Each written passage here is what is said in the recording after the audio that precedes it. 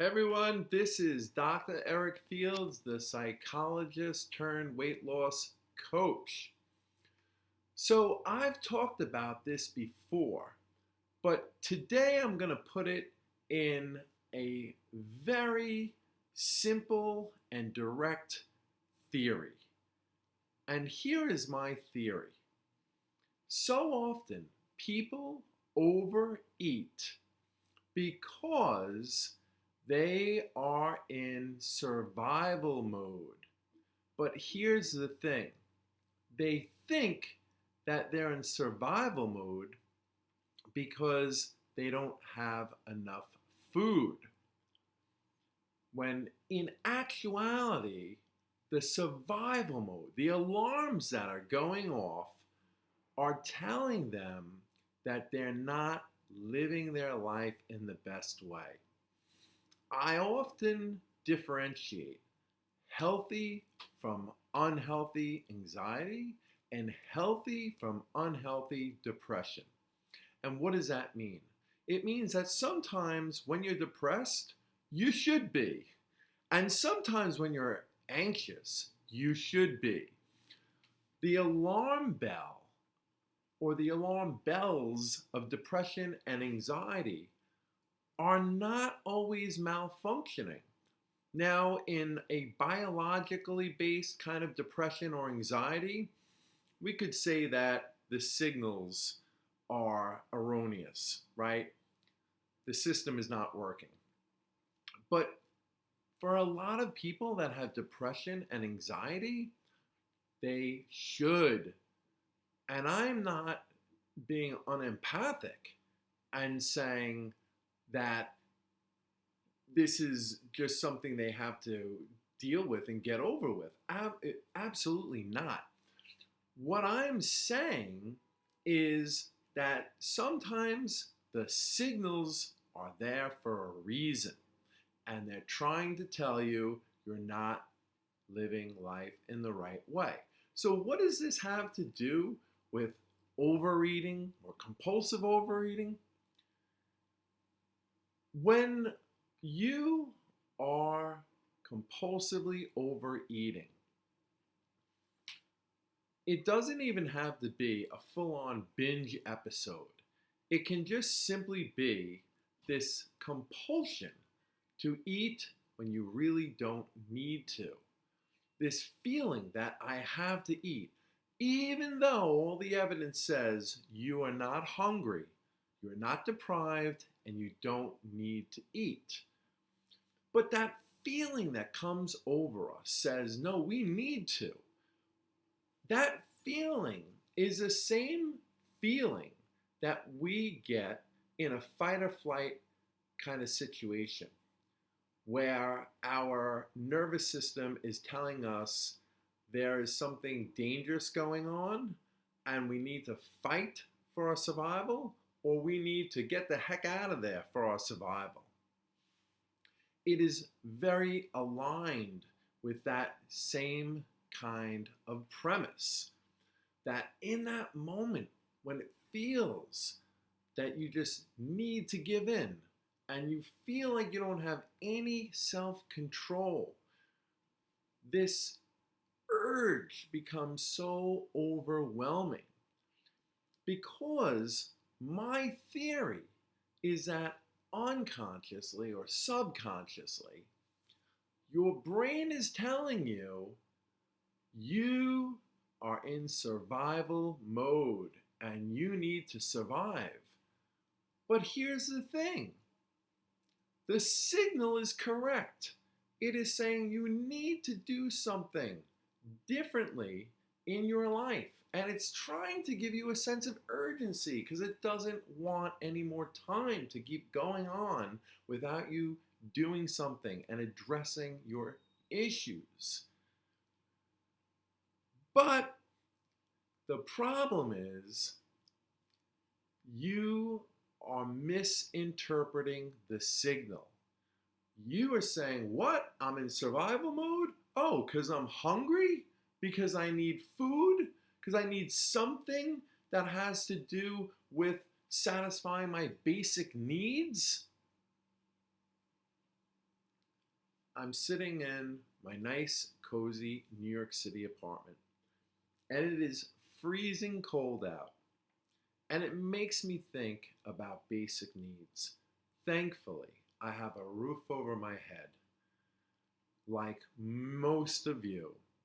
Thankfully, I have a refrigerator full of food, and I have warm clothes to wear. My basic needs are taken care of. So often, unconsciously, we confuse survival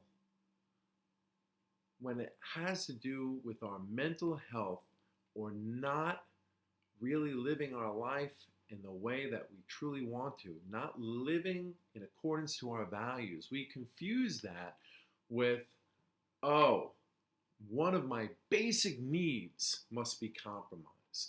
Look around. Do you have a roof over your head? Do you have clothes on your back?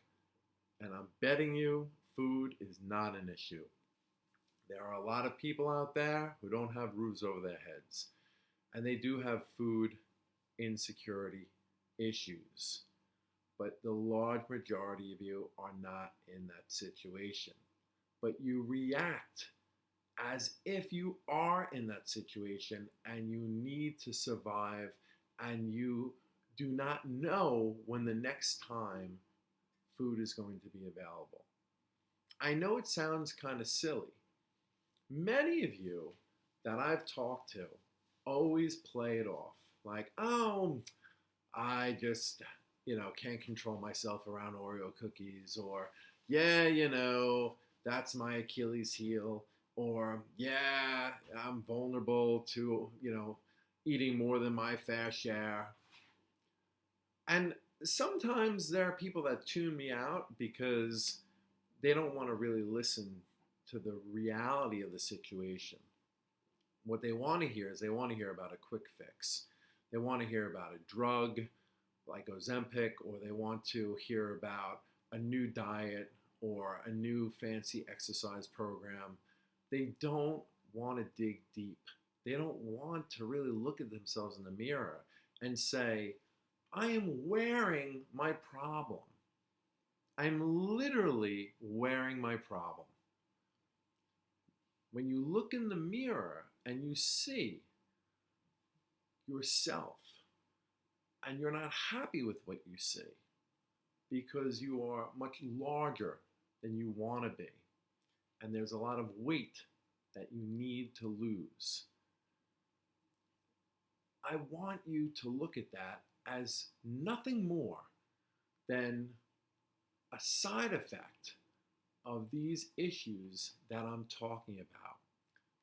This being overweight, this overeating pattern, the binge eating, it is all symptomatic of something bigger. I'll tell you this. I am not against the new weight loss drugs. I think that they can be helpful in terms of getting people motivated to do something about their weight, in terms of assisting them. But as I've said before, they're not a panacea for all of your problems. I'm telling you, most of you out there, if you lost all the weight through one of these miracle weight loss drugs, or if you lost all the weight through one of these fad diets, or liposuction, or weight loss surgery, I'm telling you, many of you would still not feel that great about yourself. Many of you would still have issues that need to be addressed. Because whenever we have some kind of addictive or compulsive behavior, whatever it is, when we take that away, it doesn't solve the problem. What it does is it helps in the sense that, well, at least we don't have this other problem, this secondary problem to deal with anymore. But the primary problem is still there. And if that's not addressed, a new problem will come along. I promise you. A new compulsive behavior, a new addiction. It's like a vacuum. it sucks in a new one because you haven't addressed it.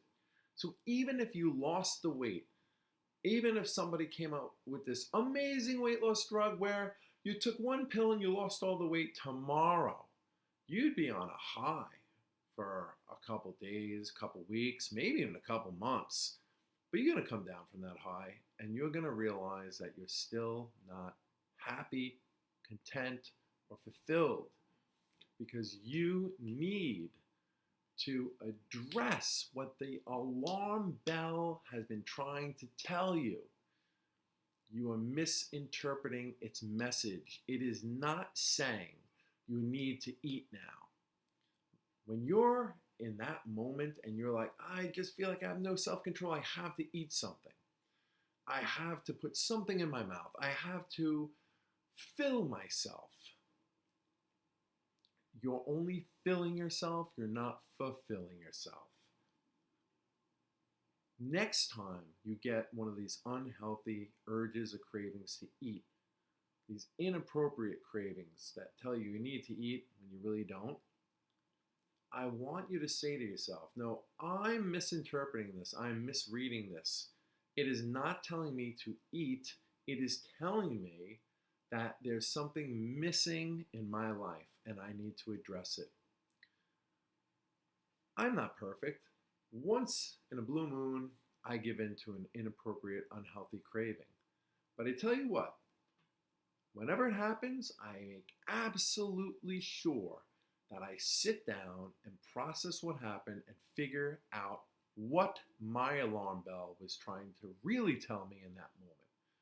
And each and every time, I can tell you that there was something that I was upset about or something that was going wrong in my life or some issue I needed to address. Every single time. Not one single time did I conclude, wow, gee, I really was really hungry and ravenous. This is my theory to why so many people compulsively overeat and are overweight. This theory is most likely not true for every single person who's overweight, especially people that are overweight due to medical or physical issues. But let me tell you, in my 20 years of experience as a psychologist, it is true for the large majority of us. This is something to really think about and understand, folks. You feel like you're in survival mode and a basic need is being compromised and you figure it must be food because you obviously can see that you are in a dwelling of some sort and are protected from the elements and have clothes on your back. And so the only thing that it could be, according to you in that moment, is that you're hungry and you react as our ancestors did when they really were hungry. Or, here's another thing, way back in the day, lots of times our ancestors would react very extremely, like, oh my gosh, we have to start hunting and gathering food soon because while I'm not hungry now, I know I'm going to be hungry and there is no guarantee that food is going to be available when I am hungry. And that is how we react, as if we're living hundreds and hundreds of years ago where there's no guarantee that food will be around in the next couple of hours. So way back then, overeating had a real survival benefit to it because you didn't always know when your next meal was going to be. There was no definite guarantee that food would be available. I assure you that is not the case for us. And so why do we act like we're in survival mode in those moments? Because we are in survival mode, but not because of our basic needs being threatened. We are in survival mode because we are not living our best lives. We're not living according to our values. What's the big deal about that? What's the big deal about that? We're human beings. We have a finite existence. We're not going to be on this planet forever. And so time is precious, and making the most out of that time is super important. And if we're not making the most out of our lives and we know it, we're not living up to our potential, we're not our best version of ourselves, and we know it, that alarm will go off. And it will go off and it will make you think that it wants you to do something right that very second. But what it's really telling you is, I'm not going away. This alarm is going to keep going off at various times to let you know that there are things you need to address. And I'm going to keep going off until you address them. And that's why you're never fulfilled from the overeating. Because every time you overeat, every time you compulsively consume food or binge eat, the alarm is shaking its head going, oh gosh, that's not what I meant. I didn't mean for you to shove a thing of Oreo cookies down your throat. I didn't mean for you to eat a quart of Ben & Jerry's. I meant simply that you're not living your life the best way and you need to really take inventory and start making changes. I just wanted to send you a message, and I want to keep sending you that message. And every time I send you that message, you get it wrong. This is the new way of framing overeating issues. This is a theory that I've been developing over time, but more recently, it's really come to fruition in such a way that it just makes so much sense from every logical standpoint. Because at the end of the day, there really is no reason to overeat. There is no reason to binge eat consistently. I always say, nobody's perfect. Once in a while, it's fine. But when we're doing it consistently, it doesn't make sense from any other perspective other than this. And if you think that there's a better perspective that explains it, please, I implore you to let me know. This is Dr. Fields, the psychologist turned weight loss coach. And this is my theory on why you're overeating. And this is something that I help people with. I'll have more to say about my theory and my understanding of weight loss issues and compulsive overeating at another time. As always, I wish you all the best. Take care.